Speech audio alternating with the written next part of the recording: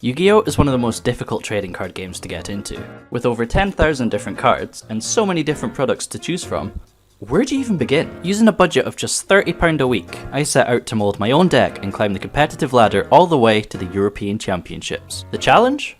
All my cards have to be obtained through sealed official products. I'm not allowed to trade, I'm not allowed to buy cards individually, and instead have to rely on the cold, hard luck of the draw. You're watching Yu-Gi-Oh! From scratch.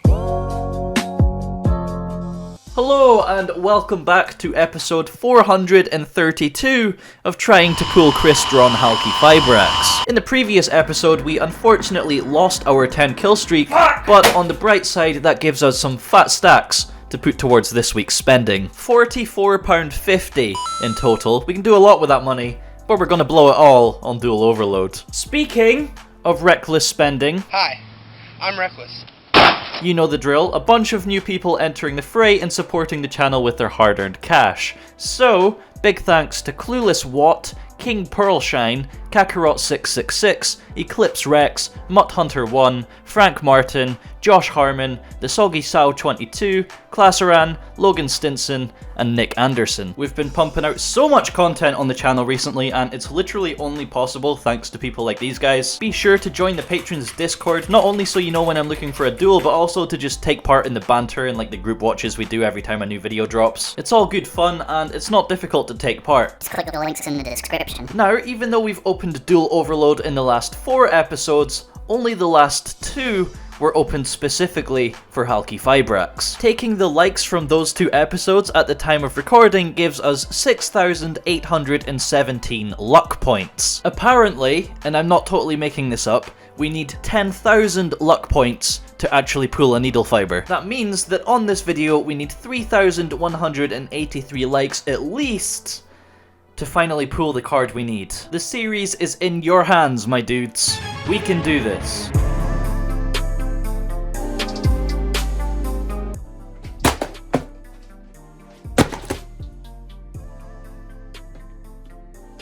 Oh, it feels so good to be launching 2 boxes at your screen rather than 1 this week. We're getting a bit of a glare off of this thing actually, it's kind of annoying, so but yeah, we're balling today. We have a fat budget. So we got £20, £40 and £2.50 from our £44.50 budget, meaning, once again, we're taking £2 over to next week for like the 3rd or 4th time in a row.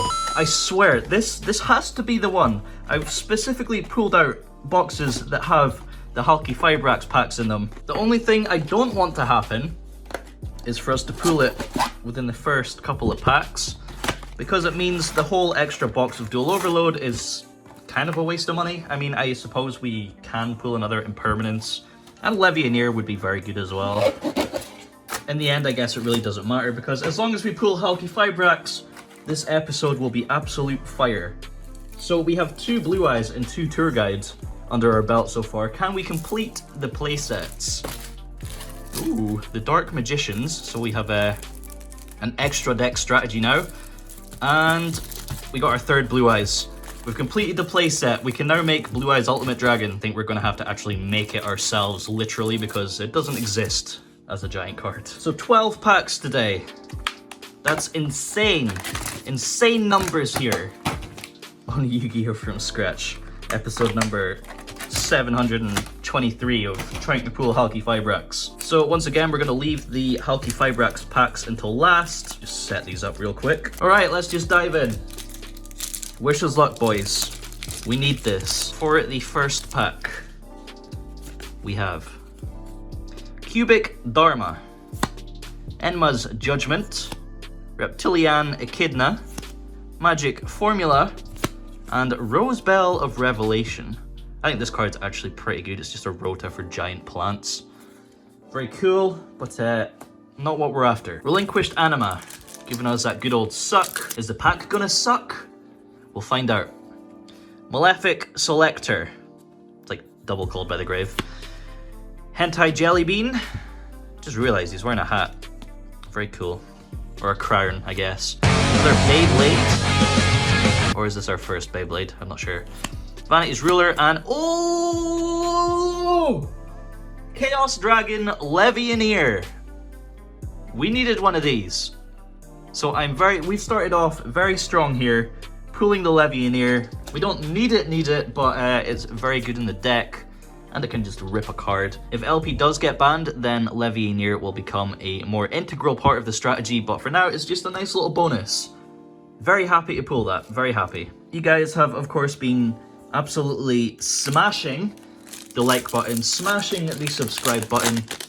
The stats are through the roof, and it's paying off. It's working. So, Bloom Harmonist, the melodious composer.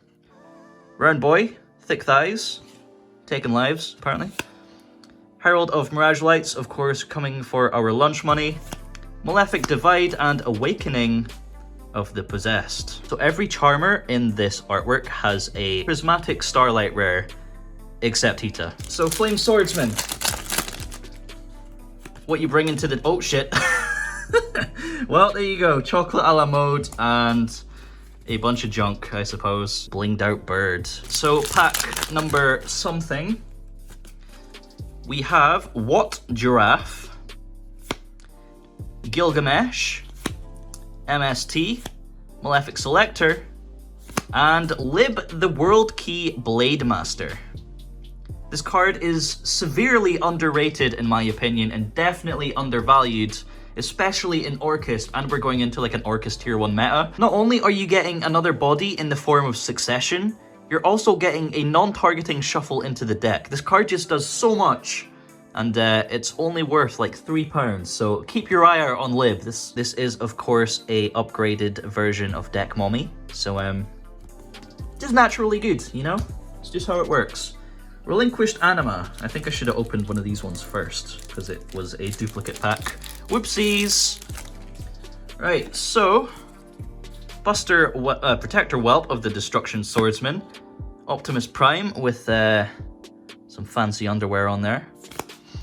Number 27, Boaty McBoatface, Double Evolution Pill for the Unga Bungas, and Extra Hero Infernal Devicer.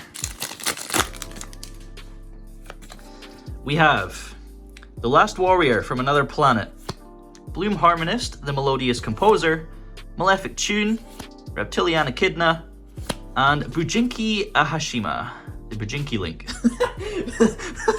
Bujinki Link, oh my god, that's so fun to say. It is a relatively good card. I've seen someone play it in like Time Thieves or something. Right, Set Uppercut. Look, it's a super rare because of this stupid Dream Mirror Fantasy, Sword Sting, Ranview, Dwemer Glimmer, Fat Bird that spilt his tea, doesn't look happy at all. Samorg, Bird of Protection, Tenyi Spirit, Shthana, and another Avida. Look at that big sword. I think that's Avermax's sword, actually. Don't quote me on that, I could be wrong. Okay, have you liked the video?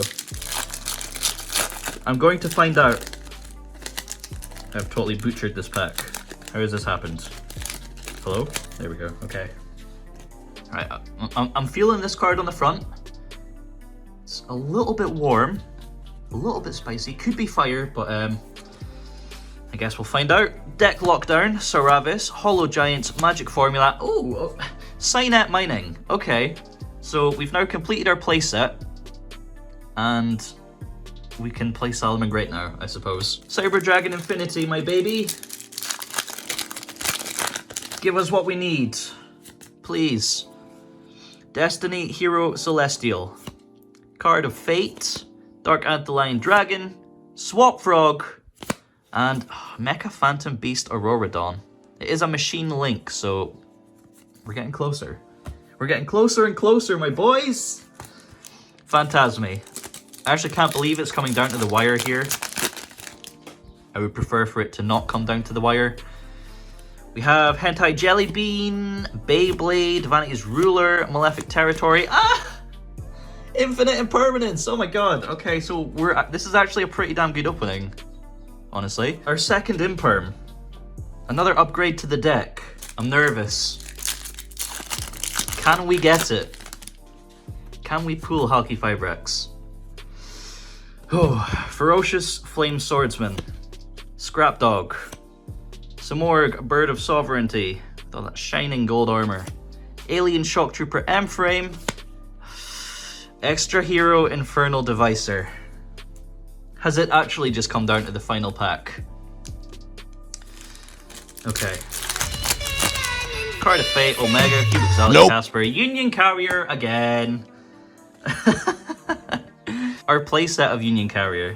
This was actually a really good opening. It just lacked a certain card that we need. So maybe in episode 934, we can pull Halki Fibrax. So once again, we're making some small changes to the deck in the form of Levianeer and our second Impermanence. Sadly, I think it's finally time we hang up our Secret Phantasme. Over 20 episodes it's been in the main deck, but as a standalone card, it's not doing as much as Levianeer would do, especially with Seyfert in the main deck. So yeah, that's our swap there. And of course, for Impermanence, we upgrade a second Ash Blossom. And now, let's go get started on our next kill streak. Right, we're going to play 4 matches today to jump right back into the kill streak, starting with Astrid. Astrid is one of our original patrons, and she's actually the one who suggested creating the Discord, and we're now sat at over 2,000 members, so yeah. Alright Astrid, let's go. Good hand? Good hand? Terrible hand. Love it. So Astrid wins rock, paper, scissors, and gets to choose to go first, where she sets 4 back row and passes turn. I start off with the Dragon Shrine, to which she chains Artifact Ignition, popping a Scythe, so we're getting Scythed right off the bat. Dumping Absorouter, I add Tracer to hand, hoping to potentially pop off on my next turn, and then to avoid getting OTK'd, I need to deal with Scythe one way or another. So summoning Tempest from hand, I beat over the Scythe and set Arboria, with the plan being to tribute summon Goliath. In my end phase, she trap tricks for Sanctum, and then during her turn, all she does is set 1 and pass it back to us. Knowing that she can just Sanctum for Scythe again, there's really no point committing to any big combo plays. I could load up my graveyard to set myself up for next turn once again, so I activate Foolish, and that just gets met with a instant Sanctum, summoning Beagletack, who then goes on to pop the Scythe. From here the plan changes because I know she runs a lot of 1-card Halki Fibrax engines, so I need to stop her from being able to combo off into a Borrelsword OTK on her next turn, meaning the dragons I dumped with Foolish and Dragon Shrine get banished for Tempest and tributed for Goliath. There's honestly not that much I can do outside of just hoping she can't out Goliath, but artifacts have Moral Attack, which is just a non-target and pop, so it should be easy enough. However, she has the Imperm and a Draconet as well. So getting to the Halki Fibrax, she summons Jet Synchron from the deck, links into Linkuriboh, and summons Jet Synchron from the graveyard by its own effect, discarding her 1 card in hand. Now linking into Dagda, she triggers it with her set Trap Trick for an Impermanence, and gets to set a Moral Attack from the deck. Top decking a Galactic Spiral for turn, we can now finally play without getting Scythed right away. On the normal summon of Tracer, she activates Imperm targeting Goliath, not only giving her access to the extra deck through Halki Fibrax, but also triggering Dagda, setting a Beagletack from the deck. I go on to threaten the battle phase, so during my end of main phase, she activates Halki Fibrax, summoning Wonder Magician from the extra deck, popping her Bagel, allowing her to chain the Synchro effect of Wonder Magician, synchroing into White Aura Bahamut, summoning the Bagel, which pops Moral Attack, which summons itself to non-target pop one of my monsters. Also grabbing a fat token off the Bahamut as well. Yeah, artifacts by the way. So to the effect of Moral Attack, I chain Tracer and pop Goliath to summon Silverrokket from the deck. Now because the board was changed during the end of main phase, it reverts back to an open game state and I'm able to play again. Linking into Striker Dragon, I get a search for Boot Sector Launch, and well, my opponent has a lot more monsters than I do, so that's a few rockets from the graveyard. Summoning Spyro from hand, remember we are still locked to darts from Tracer's effect, so I put everything into a Borrelsword and then summon Tempest from the graveyard. It's definitely not an OTK, but if we're smart with our attack targets, it should put us on an even playing field. No, no, no, no.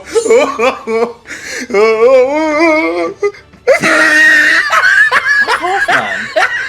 Game 2, we're going first, and we open Maximus and Quick Launch, which is full combo, at least until we get drolled. Now because we don't get the draws off Saryuja or the search for Ravine off of Romulus, we have no access to Galactic Spiral, so we're forced to end on Spheres and Borreload Savage. Now like I said before, she runs a lot of 1-card Needle Fiber engines which are all normal summon reliant, so the plan here is to bounce her normal summon with Spheres, and that should just stop her completely. We want to save the Savage negate for something that actually threatens our board, so Cynet mining for Draconet is totally fine. Set in the back row, she then normal summons Righty Driver, activating its effect to summon Lefty Driver whatever from the deck, which is of course the materials for Halqifibrax, so we bounce Righty back to hand, and then summon Spiral from the deck. Easy game! Game 3 we're going second, and we do have a solid hand, including the Impermanence. Not that we need it, because Astrid goes for the T set, and passes turn. While we already have access to our full combo, it's a little bit susceptible to hand traps, so top decking Draco allows us to make alternative lines of play here. In the end, it doesn't really matter because we get hit with a Lancia, an Ash Blossom, and an Impermanence, so we're stuck on a board with Spatha and LP. I can't even clear the set monster because Guardragon Justicia has a thick booty, so I set Impermanence and pass turn. Astrid normal summons a DD Crow and gets to the Halqifibrax, but of course we have the Impermanence, and it's back to us. Starting with the effect of Reclusia, we force out the Halqifibrax into a Wonder Magician, link Spatha into Magius because when I special summoned Draco the turn before, I returned Magius to the extra deck, and special Arboria, getting us a search for Draco. Normal summoning Rokket Recharger, we go into the Saryuja and use Draco for Pisty. Pisty revives LP, link into Romulus, and we can now resolve LP and therefore win the game. That's just how it goes, LP wins. Round 2, we're up against Nibiru, and he's playing Altergeist. I start by normal summoning Arboria and going into Magius, but it gets hit with a Solemn Strike, and that ends my turn. Over to him, he normal summons Mandarin. Oh, he's playing Marincess. Links into Blue Slug and passes turn. Our hand is still complete garbage, so I normal summon Brotaur and link into Striker Dragon, which gets shotgunned with an Imperm, even though I wasn't going to use its effect. Banish it for Red MD, which also gets hit by an Imperm, and attack. So basically, he bricked, he died. Mirror Force would have really hurt there. Game 2, we have Ash and Impermanence for stopping him. We have Quick Launch and Leonis for full combo, and Seyfert is just the cherry on top. Ash in Signet Mining and using Imperm on his Blue Slug pretty much cuts him off from all of his resources. So we're dealing with 2 back row and we top deck our second Impermanence. So starting with Leonis, when we link up into Maggie, we get hit by a Compulse. It might have actually been better to go with a Seyfert play for the Chaos Dragons, but yeah. So now I just set Impermanence in the same column as his back row and then quick launch for Silverrokket. With it being destroyed during the end phase, I can summon Tracer from deck. He nets a dead draw, we Imperm over his Imperm, and he gets harpooned. Round 3, we have La Brava on the Zodiacs. Finally, we win a rock, paper, scissors and we're able to go first and also open full combo with no interruption. Zodiac is a little before my time when it comes to playing competitively, so I'm not too confident in this matchup. All I really know is that they end on Drident and can use Pot of Avarice. He starts by activating Tenki, which I chain Spheres to, bouncing it back to hand, meaning he doesn't get the search, and he can't activate it again. He does have the Called by the Grave in response, but we have Harbinger to deal with that, and then we summon Goliath off of the effect of Spheres. Being forced to end on a T set is an easy game 1. Game 2, we're going second. I'd say we have a pretty solid hand with Gamma Seal and Imperm, and we have our Crusadia combo as well. Opening the barrage, he gets to Drident and Hammer Kong and sets 3 back row. Top decking an Absorouter and tributing Drident for Gamma Seal, we have 2 lines of play. We can either A, go for the standard Crusadia combo, which is really weak to interruption, or B, do some Rokket Dragon plays with Recharger and Absorouter through Striker Dragon and Romulus. So we go for option B, I normal summon Recharger and then special summon Absorouter, link Recharger into Striker Dragon,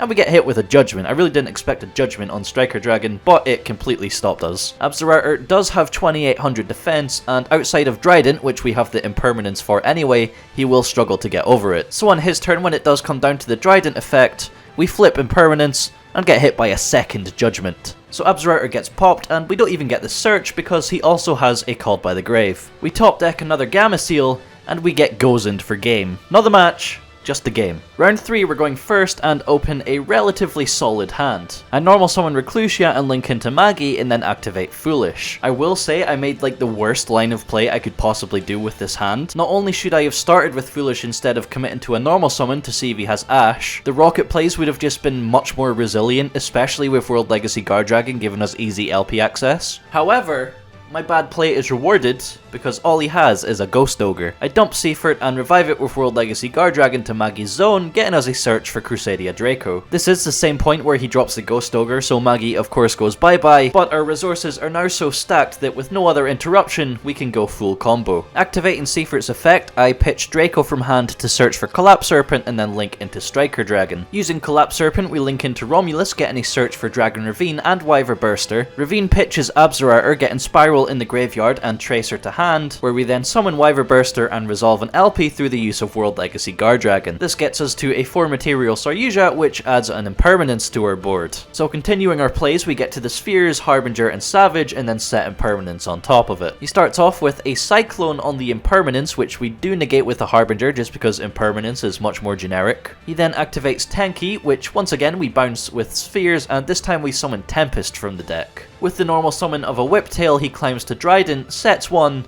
and just passes turn. So this should just be easy game. I activate Ravine, pitching Tempest to get Levianeer in the grave. He chains Drident, to which I chain Impermanence, and we still have a negate on Savage for whatever his back row might be. So by banishing Seyfert from the graveyard, we can add Levianeer to hand, and then by banishing Lights and Darks, we can clear his board. I was super excited to summon Levianeer so soon after pulling him, but unfortunately he gets hit with a Solemn Strike. Now by summoning Tempest through its own effect, we have plenty damage on the board to end the game. Finally, for round 4, we're up against Neo, and he's playing a deck I really didn't expect. One of my old favourites, and he chooses to go first. He normal summons Harpy Channeler, and activates its effect, pitching a second copy for cost. Now, as much as I want to see Harpies do well, we have to hit it with the Ash Blossom. Harpies recently got a Synchro revealed in OCG, but Harpies don't have a tuner, so hopefully lots of Harpy support incoming. Back to the duel though, Ash on Channeler ended his turn. I normal summon Seyfert and activate its effect, but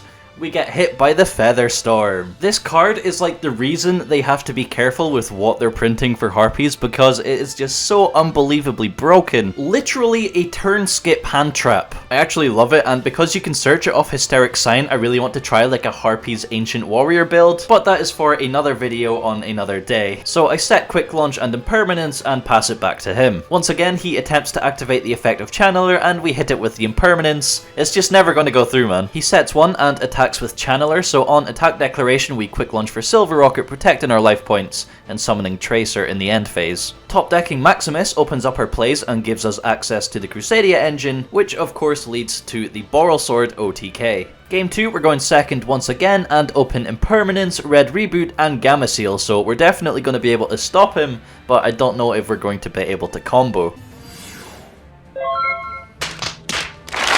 Well, jumping straight back into the nuke running with a 4 kill streak. Let's not lose it this time and smash it all the way to 25. So I did some thinking and came to the conclusion that when it comes to the 25 kill streak, it would be so anticlimactic for that to just be against some random meme deck. We want it to be as hype as possible, and so for that reason, when it comes to kill number 25, we're gonna hunt down your favourite Yugi tuber. Who do you want this final boss to be? Let me know down below, and maybe you'll see it one day. As always, if you made it this far, thank you so much for watching. Remember, we need those 10,000 luck points to hopefully redeem against a Hulky Fibrax in the next episode. So like the video, share it with a friend, subscribe to the channel, and I'll see you in the next one. Goodbye.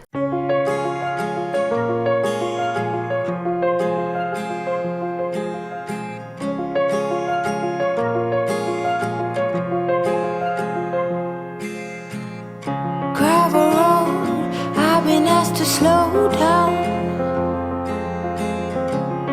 fireplace, do you